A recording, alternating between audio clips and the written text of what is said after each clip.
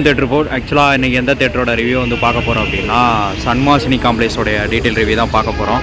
So இதே மாதிரி நிறையா தேட்டர் ரிவ்யூஸ்லாம் நம்ம சேனலில் போட்டிருக்கோம். ஸோ அது எல்லாமே ப்ளேலிஸ்ட்லையும் கீழே டிஸ்கிரிப்ஷனில் அவைலபிளாக இருக்குது, செக் பண்ணி பாருங்கள். என்ன படத்துக்கு வந்திருக்கும் அப்படின்னு பார்த்தீங்கன்னா போட் படத்துக்கு தான் வந்திருக்கோம்.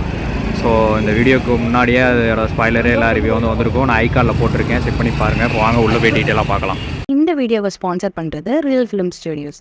உங்களோட வெட்டிங், பர்த்டே போன்ற எல்லாத்தையும் பத்திரமா பதிவு பண்ணித்தரோம். உங்களுக்கு வேணும்னா கீழே உள்ள நம்பருக்கு தொடர்பு கொள்ளுங்க. அஃபோர்டபுளான ப்ரைஸில் பண்ணித்தரோம்.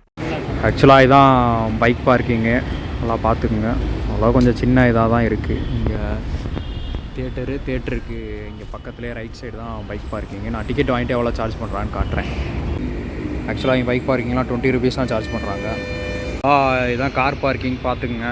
நல்லா ஸ்பேசியஸாக தான் இருக்குது. ஸோ இங்கே வந்து பாக்ஸ் ஆஃபீஸு, டிக்கெட் டீட்டெயில்ஸ்லாம் என்னன்னு சொல்லிட்டு வீடியோ ஃபுல்லாக பாருங்கள், நான் சொல்கிறேன். இதுதான் உள்ள தேட்டருடைய என்விரான்மெண்ட்டு. மொத்தம் 2 ஸ்க்ரீன் இருக்குது. ஸோ இதுதான் கேன்டீனு. ஃபுட்லாம் எவ்வளோ சார்ஜ் பண்ணுறாங்கன்னு சொல்லிட்டு நான் டிஸ்பிளே பண்ணுறேன், பார்த்துக்குங்க.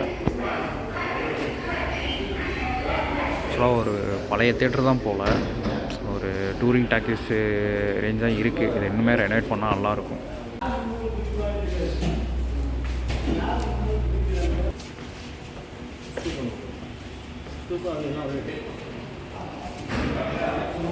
எக் பப்ஸ் ஒன்று, காஃபி கேக் ஒன்று.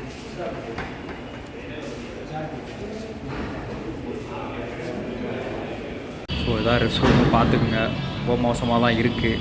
இந்த ஜிகர்தண்டா படத்தில் வர லொக்கேஷன் மாதிரி. 2 ஸ்க்ரீன் இருக்குதுன்னு சொன்னேன். ஸோ இது வந்து ஸ்க்ரீன் 1. ஸோ அதை உள்ளே போய் காட்டுறேன், பாருங்கள் எப்படி இருக்குது அப்படின்னு சொல்லிட்டு.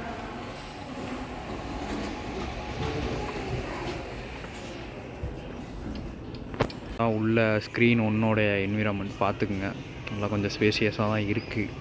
ஸோ ஃபுல்லாக பழைய டூரிங் டாக்கீஸ் செட்டப்லாம் இருக்குது. ஸோ இதெல்லாம் ரெனோவேட் பண்ணால் நல்லாயிருக்கும். ஸ்க்ரீன் காட்டுறேன் பாருங்கள். அவங்களுக்கு எந்த அளவுக்கு தெரியல, ஏன்னா லைட்டிங் வந்து கம்மியாக இருக்குது.